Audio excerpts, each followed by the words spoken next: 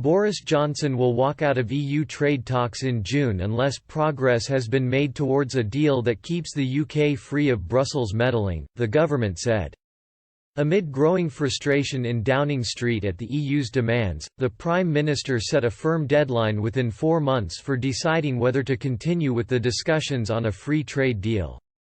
He also instructed ministers and officials to crack on with preparations for full customs and security checks at ports and airports from January 1 in case talks collapse, and in a further ratcheting up of the rhetoric ahead of the first round of wrangling next week, Michael Gove evoked memories of Margaret Thatcher's titanic clashes with Brussels in the Commons yesterday. Quoting the Iron Lady, the cabinet minister declared no, no, no, in riposte to Labour calls for the UK to stay tied into EU rules. To be clear, we will not be seeking to align dynamically with EU rules on EU terms governed by EU laws and EU institutions, he told MPs.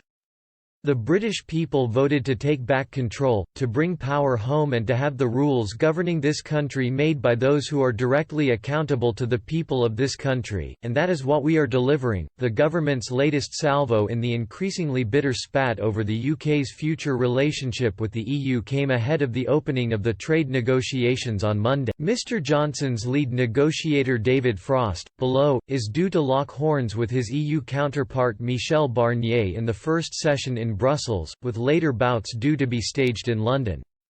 But a 30-page Whitehall document setting out Mr Frost's negotiating mandate signalled that the talks could be cut off after less than 4 months if the EU continues to demand a «level playing field» for regulations and standards.